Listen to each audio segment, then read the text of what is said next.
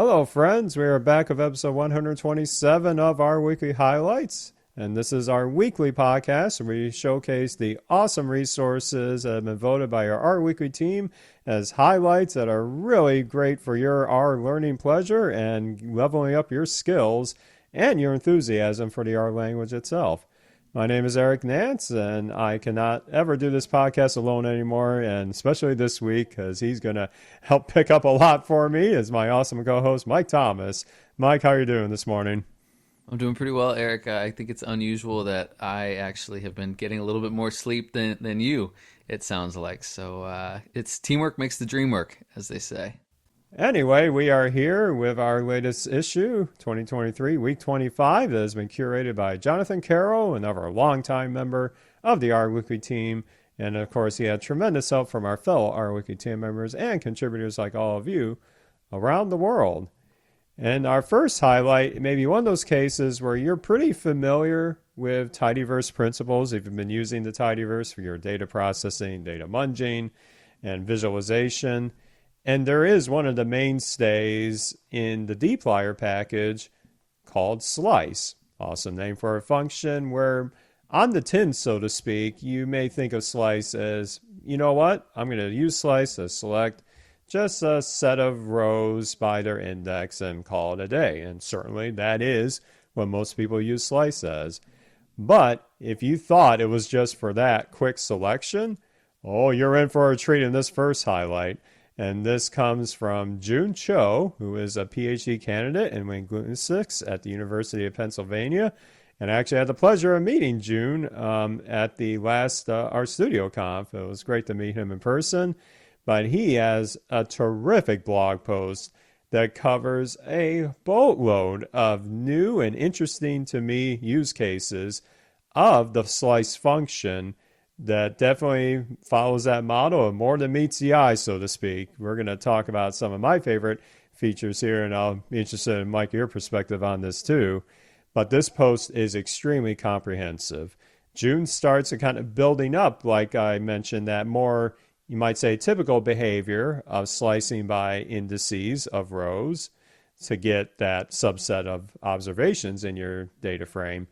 But what's really cool right off the bat is, let's say you have a set of rows that they're not continuous, so to speak. Maybe it's not the first 10 rows, or it's not the middle 30 rows, but it's like a set of ranges, and they're kind of different parts of the data frame ordering.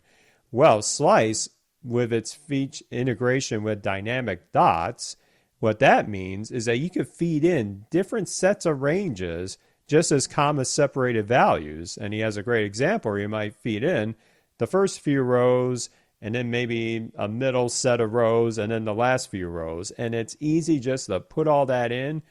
And the other cool part of slice, like other functions in the tidyverse, is that if, say, one of these sections doesn't actually return anything, maybe you have a data set that ends up being smaller than expected and your indices of rows is not quite matching that, it's not going to crash the whole thing. It's just going to return an empty tibble for that particular selection, meaning that if you're doing this of a bunch of data you're generating dynamically, maybe for your simulation or other, maybe training test, subsets, it's not going to make your whole, processing pipeline crash down if it doesn't find what it expects. It's just going to take what is there and then move on with your day, so to speak. So that is a really great feature and, very helpful in the case of dynamic data. And then the rest of the post, there are a couple other great principles I want to highlight here, is that slice can be used in ways that combine techniques that you probably are familiar with if you've been using tidyverse for a while. When you filter rows with the filter function, and then you're creating new columns with mutate, you can use a lot of that same syntax in slice as well to replicate a lot of that behavior, which opens up a lot of interesting possibilities that June dives into, especially around windowing functions. That can be really helpful for things like time series analyses or other operations like that. And then there are other great examples in the post that deal with a situation I'm very familiar with, is when you have to do, you might call balanced or even unbalanced sampling from different groups of a data set. This often comes into play in life sciences or psychology experiment data where you might have multiple interventions. They may or may not have the same number of observations, but you do have to take like a specifically defined range, maybe to do some additional calculations and the like. And June has some really terrific examples actually using flights data to illustrate all this in action, amongst other great examples from psychology as well. So there is no way we could do justice to every principle here, but I think I'm pretty confident you're going to find at least a handful of interesting use cases to augment your filtering type workflows with Slice. There is a lot more that it's capable of than I ever imagined. And so this is going to be my bookmarks for sure of a great resource to level up my knowledge of Slice. Not to be confused with Nick Wann's awesome stream channel. I couldn't resist. But anyway, Slice is an awesome function. I highly recommend it. You can do way more than just that simple little selection of rows. I thought I knew a lot about the slice function until I read this blog post by June. And I'm a huge fan of the slice function.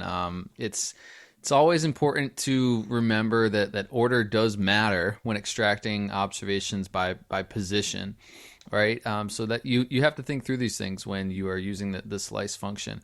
But as June points out, there is way more to slice than just supplying hard-coded row numbers to the arguments. And I found myself paragraph after paragraph, like my jaw hanging down a little bit lower each time about all of these features of Slice that I just did not know. I didn't know you could supply a vector of comma-separated indices to the Slice function, which is really cool. I didn't know you could pass a list of index values to Slice that you can splice by prepending the list with 3 exclamation points. That is super cool to be able to define the indices that you want to extract first in a chunk separate from your slice call, and then call that list within Slice downstream. I find that to be potentially super valuable in some of my work. And interestingly, if you supply an index, like as you said, that doesn't exist to Slice, it's not going to throw an error or a warning. It'll just return an empty tibble or won't return a row for that particular index. And there, like you said, there is a lot more to this blog post as well. It's hard to do it justice summarizing it in this podcast, but it's really cool to see a blog post this big that essentially just walks through one function and all the nuances of this one function Slice. And it makes me wonder a little bit what else exists in some of these other functions, maybe in the tidyverse or otherwise, that just have all of this additional functionality that we may not have ever realized or may have taken for granted somewhat. So a really interesting, cool blog post to kick us off this week. Yeah, and you see the unifying themes in this of just how you can treat what we're doing with this selection of rows. You can augment them in so many different ways, and that's why, especially in the second half of this post, you'll want to read this through a couple times because he's got some really clever uses of like the outer function to grab different margin type statistics and counts and then merging that with Slice or feeding it into Slice, doing some additional mutating. There is some really intricate workflows here. And so I won't pretend to have understood it all the first time around, but that's why this is for you to read at your leisure. And there's lots of great use cases. I'm definitely gravitating towards that kind of sampling approach because when I generate virtual clinical data, a lot of times I need to mimic as close as possible to real scenarios. And sometimes that might be unbalanced groups and that might be different types of selection. So I'm definitely going to pay a lot of attention to that in my next workflows dealing with simulation. There's just a whole bunch of content here. So definitely have at it. This is really, really comprehensive. And it does, like you said, Mike, make you wonder just what other uncovered hidden gems there are in this vast world of tidyverse and these functions that seem simple on the surface, but boy, they're not so simple in terms of what you can do with them. It's just amazing stuff. It is. It makes me want to read the help documentation for every single function in the tidyverse. Just a question mark, name a function away, right? In your trusty old R prompt. Exactly.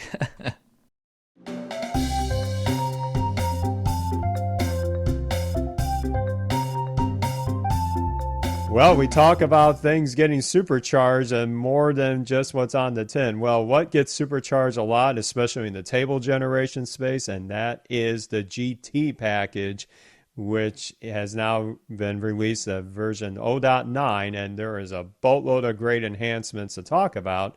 And that's where our next highlight is a blog post from GT developer and Posit software engineer Rich Yone, who I must say, Rich, if you do listen to this, you know me. And when I say you have some of the best package documentation and write-ups out there, there are not many that can hold a candle to your skills on that. So it's much appreciated for those of us on the consuming side. So just want to make sure you got that shout out. But this blog post is going to highlight a couple of really great enhancements. And as somebody in the life sciences space, we are very enthusiastic about this influx of terrific methods in R to generate high quality tables for both static formats and interactive formats. And GT is really rising to near the top of this cream, so to speak. And we got cool things to talk about here in this post. The first is being able to merge columns together via the enhance cols merge function, which is not new, as Rich says in the blog post, but it's got a more unified syntax and a bit cleaner to use. And the classical example that he uses in this post is when you have, say, a set of coordinates, latitude and longitude, and you just want to feed that into a single column for a presentation, printing purposes. It is very easy to do that with the cols merge and customize it to your liking, with labels, but also which column actually gets the new label or which is hidden, so to speak. But it gets even better with the way you can use pattern syntax to change just how those columns are going to be printed in their cells onto the table itself. Obviously, with coordinates, you probably want to surround that with parentheses. I'm thinking also if you're combining, say, a mean and a standard deviation column to do like an interval notation, you could use this pattern syntax to, make that syntax more expected for, say, a manuscript publication. So there's lots of interesting benefits that GT can offer with the new revamped cols merge function. And if you want to have more fine-tuned control of labels without a lot of overhead in the syntax, this version 0.9 introduces the cols label with function, which is a really handy way to use, say, a more default function to translate all or a subset of column labels in your table. He has examples such as maybe converting the labels to uppercase letters, or only changing a certain set of columns, but also using other great packages like the janitor package, which if you haven't used janitor before, it's got an awesome function, make clean names, which is what it uses under the hood as you import a messy data file and you want the column labels to be a little more sane, if you will, not like such a mix of upper and lower case and weird special characters. Make clean names takes care of all that for you, but you can use that in col labels with now. That's another great usability enhancement to use these custom functions as well. You can also feed in other custom functions to really do a neat presentation of labels. He's got other great examples there as well. And also with the labels themselves, there has been great enhancement to the cols label function as well, where you can augment, say, translation of Markdown or HTML syntax to make sure that it's processed, say, line breaks in HTML appropriately when it prints the label name. So you can do lots of interesting use cases here with also two-sided expression arguments as well. These are all things that if you've had to tweak your table appearance, these are going to be great enhancements to your workflow. So GT's had a lot of great updates this year. I mean, there was many updates even previously that we may have touched on in previous issues around interactivity enhancements. There's lots of great things happening in the GT space. And by the way, they are very enthusiastic to get feedback from you. And I just discovered after reading the post that there is now a Discord channel for GT. If you're on the Discords, like some of us have, there's a link at the end of the post to join their Discord server dedicated to GT. So it's a great way to get in touch with Rich and other developers and, and contributors and users like you if you want to get more involved in the GT space. So job well done, Rich and the fellow contributors. It's great to see GT get some more awesome enhancements in this release. GT is certainly thriving, and it seems like with every new release of the package, we get not one, not two, maybe 3, 4, 5 blog posts from Rich and the Posit team updating us on the new functionality that we're getting with each new release, which really just speaks again to one, the documentation and the resources available to understand the functionality in the package, and two, just the breadth of what the package can do and all of the hard work that's going into it by Rich and the Posit team. And as you said, most of the updates here revolve around somewhat the calls merge function, which Rich uses the example. If you have 2 separate columns for latitude and longitude in your data frame, you could use calls merge to create a single column in your GT table, maybe called coordinates, that show the latitude and the longitude separated by a comma without having to explicitly create that new column within your data frame or augment your data frame anyway. And one pain point with calls merge in the past was that sometimes that second column being merged in had missing data, and you would end up with some NA values printed in some rows of your GT table. Well, as you said, Eric, now GT version 0.9.0 has developed this new syntax, which is essentially 2 left-pointing arrows followed by 2 right-pointing arrows that wrap around the argument in the pattern argument of calls merge to essentially conditionally merge that second column's information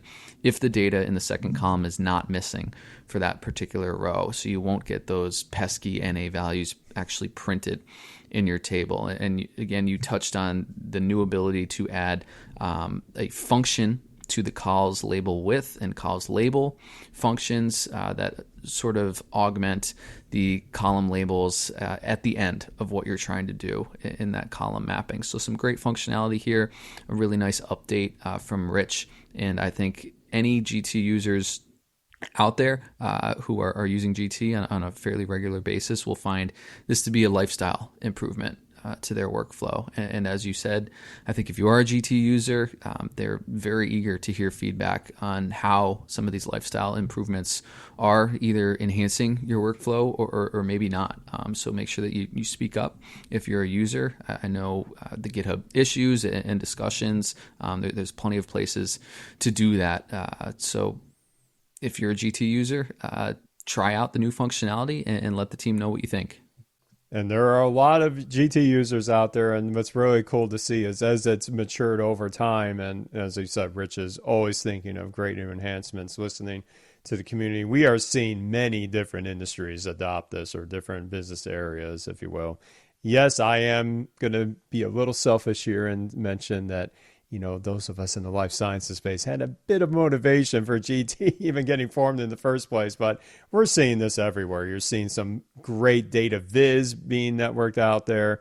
I've seen like Tanya Shapiro use some great uses of GT. There are many others in the community using this all sorts of different ways, and that's what I love to see, right? It's because when you get a broader usage in terms of different personas or different industries using a fundamental package like this, it opens the door for new enhancements, new ideas so much more easily than if it's just one very specific niche using it. So I think it's great to see the broader data science adoption of GT in it. You know, I'll harp on this as kind of the old timer here, so to speak, but there was a time, folks, when there wasn't a lot going on in the R space for making tables. It was maybe X table or bust. Now there's an embarrassment of riches almost of which packages to pick for table creation, and GT is certainly an MVP in this space. So it's exciting times nonetheless. I think we'll look back and, you know, in a couple years from now, maybe the way that we do with technologies like Shiny or the Tidyverse, things like that, and sort of realize just how incredible a GT is of an asset to our workflows. But absolutely, I would say that GT probably stands on the shoulders of a lot of those table packages that came before it as well. So it's nice to have lots of options and a pretty rich table generation ecosystem.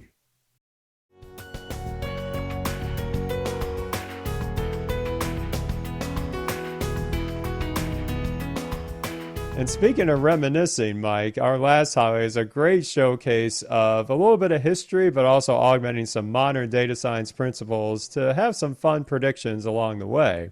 And in particular, this blog post comes from Carl Goodwin, who is a data scientist based in the UK, where he had mentioned that it is pretty common, and this was kind of news to me as somebody who's based in the Western Hemisphere, so to speak, that there are in London that prominent members of history, might say like Charles Dickens and the like, have their, might say, their name and their history commemorated by a plaque on where they lived or where they were mostly associated with. That's pretty cool. Guess who else has a plaque?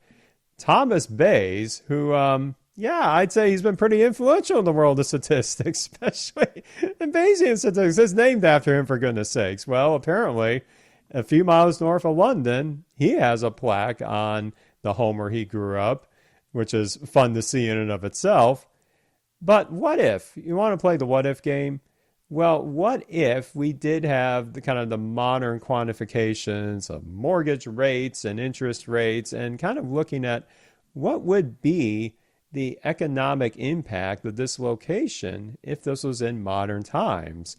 So this looks like a fun deep dive. Mike, why don't you take us through what Carl's explored here? Yeah, that's a great background, Eric. And like you said, Carl is based in the UK. He's the author of the blog Quantum Jitter, which I think is an awesome blog name. And he has an impressive resume, including 36 years at IBM in strategy and data science roles, and he holds an MBA from Hult International Business School. Also, he is a noted fan of the tidyverse and tidy models. Us too, Carl. Us too. You bet. He is also an artist, and it appears that a lot of the cover art in his blog posts is his own artwork that he makes using, at least in part, Adobe Fresco. He's also the creator of the CRAN package Used These, which is a package that I didn't realize was out there yet. And it summarizes our package and function usage in Quarto documents. So maybe something like a session.info call, but in a nicer version for you within your Quarto documents. So a pretty cool little nifty package there. And he's set out to forecast an average fixed 5-year mortgage rate and is using the following independent variables to do so. The central bank rate, the 5-year yield from government bonds, the ratio of retail deposits to the value of outstanding mortgages, and the number of new mortgage approvals. This is a space that I operate in quite a bit, that my company, Catchbrook Analytics, operates in quite a bit, working with banks and trying to do credit risk modeling as well as financial modeling. So this is right up my alley, and it's a really detailed blog post that walks you through every step of his modeling process, from interpolation, lagged effects, and feature engineering, and discussion on why he chose to use a regression modeling approach instead of time series modeling approaches. And the hint there is that the focus is on the explanatory variables and trying to build a causal model and figure out what the real drivers are of mortgage rate change, as opposed to strictly focusing on prediction accuracy.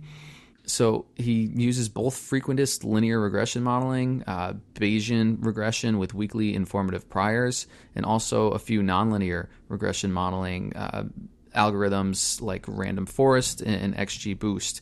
And really, I think that the heart of the blog post is showing how we can build all of these different types of models pretty easily and in a consistent way using tidy models and tangential packages like workflow sets, recipes, and things like that. So it's pretty eye-opening how sort of simple it is for him to build these 4 different types of models. And as he fits these models, as he evaluates their accuracy and things like that, all of the plots surrounding that are faceted by the 4 different models. So you can really get a nice comparison of the different modeling techniques that he used, as well as, sort of understanding that under the hood, Tidy Models is returning these probably data frames that are identical in their structure. So it allows you to apply the same functions in terms of plotting or table generation to the data to compare these model outputs really, really easily. And I think that's sort of the big takeaway for me, at least from this blog post. So if you are someone who is into predictive modeling, especially using tidy models, this is going to be a blog post that is absolutely going to be right up your alley, as it was with mine, Eric. Yeah, I admit, I think Mike might know a thing or two about this domain, so I'm very glad you picked this one up. But I really love the approach here, where in the past, first, it's very difficult to know exactly which of these model types are going to be best for your data without literally trying a few different ones, and to be able to minimize the friction of not only running each of these, but then to assemble all of them in a way where you can compare and contrast them quite easily for both yourself as the data scientist or statistician in charge of performing the model fits, but also you could take any of these outputs that Carl's been outputting here in this blog and be able to, put that in a report, or there's say a quartal document, right? I mean, you could easily make this consumable to other stakeholders if you want to drill down to the key nuances between these as your team starts to decide, okay, for this pipeline, we're going to choose, say, the Bayesian framework, or we're going to choose a nonlinear framework. But you've got all the metrics side by side. The visualizations are really powerful here. Great use of that along with the other metrics. And yes, you look at the end of the blog post and you look at the toolbox that he calls it that went into this. It is a smorgasbord of amazing packages in the tidy model space and the visualization space and general tidyverse. So I think this is an excellent post. Not only just see how tidy models can fit in the real world, frankly, this could serve as a great educational piece too, as you're trying to maybe introduce this gently for the first time to a team that maybe knows machine learning or knows linear or regression modeling, but they don't really know the state of the art of what you can do with it. This is a great applied domain to use this with. So I think this is definitely worth your attention, especially if you're getting up to speed in this space or you're helping others get up to speed in this space. I always have bookmarks for these great use cases as I try to get more modern methods into our exploratory data analysis work and not just doing the descriptives all the time and just crossing our fingers and hope we found the right trend, right? Use predictive modeling to your advantage. So I think this is an awesome showcase. And yeah, that was a cool set of packages that Carl's authored. So I'm definitely going to take a look at the package that you mentioned. I'll link to that in the supplements because use these I think could be quite helpful in my Quartal adventures as well. Yes. And I think that this is the first time we've seen a blog from Carl's blog, Quantum Jitter, hit our weekly, but I am hoping it is certainly not the last. If modern trends in our episodes do show us, Mike, we tend to have, frequent visitors once they get that initial feature. So we will see, but I'd imagine, Carl, if you pumping up the great content, I'd imagine it'll be featured here again pretty soon. So great stuff, Carl. We really enjoy reading it. And you'll enjoy a lot more of this issue as well. John's done a terrific job of the rest of the resources mentioned here, and then we'll take a couple of minutes here to talk about some additional finds. And for me, I have been on a learning journey. It's actually dated to near the end of last year, off and on, but especially in light of a presentation that we saw at the Epsilon Shiny conference a few months ago, I'm really warming up to the idea of R6 classes in my Shiny development, but also my general R package development. And there's a great blog post here about how you can create an R6 class to help manage database access and connections and other operations. I think that is an intuitive way to see how R6 can really help you out. And I'm not going to pretend to say R6 is easy to get into for the first time, especially if you're mostly used to, say, the S3 class system that most of base R is using, such as like when you can do plot of a data frame versus plot of a vector and plot of things like that. R6 is a little different. It definitely mimics more of the object-oriented structure that you might see in other programming languages. But it's another great example of where R6 can bring a great benefit. So I'm going to be putting that in my bookmarks for the future as I start to, slowly enhance my big old shiny apps at the day job with a little more object-oriented magic. And I think R6 can help make that happen for me. No, that's a great find, Eric. And I think that wrapping a database with a custom R6 based package is a phenomenal use case for using R6 and object oriented programming, maybe within your own organization. So that's a great find. I found a couple. First one is I just want to shout out Bruno Rodriguez, that his book, Building Reproducible Analytical Pipelines with R, is now available on Amazon. So pick up your copy. Second, from the highlights themselves is a blog post by Marcus Codrescu. It's called My Computer Can Read. If you are into trying to get started with computer vision at all, it's a great walkthrough of, I believe, the MNIST data set, which is essentially recognizing handwriting numbers and building a model that can recognize handwriting from images and classify them into the numbers 0 through 9, which is sort of your traditional first step introduction into computer vision. And it's nice to see, I see a lot of blog posts doing that in Python, and it's nice to see an example of that with R, which is really awesome. So I wanted to shout that out as well. And then I have one more if we have time.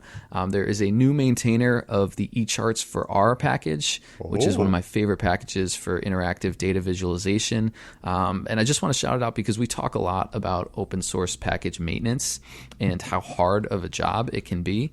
So I want to thank David Munaz-Tord for stepping up to maintain this amazing package, which in my opinion may have documentation and a website that rivals GT. And thank John Kuhn for all of his work on the package to this point. It's really been a game changer in my opinion for interactive charts using R. Wow, yeah, we've spoke the praises of eCharts for R many times on this show and our general conversation. So it's great to see. It's great to see life live on, so to speak, in the open source space. So we definitely love to see those kind of stories. And you mentioned that great post about handwritten recognition. I can't resist to do one more, if you don't mind, Mike. But I want to shout out Mike FC, or you might know him more as Cool But Useless, has released the Careless Whisper package, which, get this, can help record audio in R and perform automatic speech recognition using the Whisper C++ library. Oh, goodness. As somebody who does a little thing called podcasting, I think I am most definitely going to take a look at this, because I am literally in my fun project as we speak. I am revamping how we do this very podcast production. And one of those is making a brand new website for it. And this website has a lot more going on under the hood than just the website. It is going to be used to fully populate a brand new feed for this podcast that's going to take advantage of some of the awesome features of the podcast namespace as part of the Podcasting 2.0 movement. And I wonder if Careless Whisper could be part of that workflow. So stay tuned, folks. But Mike FC, I love what you do. And you have some of the best package names I could ever imagine. So I'm going to be checking out Careless Whisper after this for sure. Yes, that is a phenomenal song reference, and that package sounds very cool and very much not useless. So looking forward to checking that out. Yep, and there is way more to check out in this issue in general. John, again, has done a terrific job, so definitely come for all the great resources, upcoming events, new packages, and updated packages. There's something for everybody, as there typically is in our weekly. And speaking to everyone, again, this podcast is for all of you in the community, and we love hearing from you and having your contributions to our weekly in general. So one of the best ways to contribute is sending us links to your favorite resources, new packages, and the like. So you can do that via the main website, ourweekly.org. There is a link right in the top right corner to this week's draft issue where you can do a pull request and add in your new resource or new link you'd like to have featured in next week's issue, and the curator will merge that in. That's a great way to give back to the project. Also, if you're interested in becoming a curator for our weekly, we are always looking for new members to join the team. So again, you'll find additional details on that at rweekly.org as well. And we love hearing from you about this little humble podcast we do here. So if you want to get in touch with us, we have a little contact page that's linked directly in this episode's show notes. It'll take you right to that, which again, I might make a bit better if I get through this website. Fun project. But also, if you're listening on one of those new podcast apps like Podverse or Fountain, you can also send us a fun little boost along the way if you'd like to do that. All the details are linked in the show notes of additional resources for you to learn about that as well. And you can also send a boost directly on the podcast index site where Our Weekly is featured amongst thousands and thousands of other great podcasts. So we'll have a link to that in the show notes as well. And we are on social media. I am still sporadically on Twitter with @TheRcast, but I am mostly on Mastodon these days. I am at our podcast at podcastindex.social. And Mike, where can the listeners find you? Likewise, Twitter at Mike_Ketchbrook, KETCHBROOK, and Mastodon at Mike_Thomas at fostodon.org. And so we'll close up shop for episode 127, but we'll have episode 128 ready for you next week.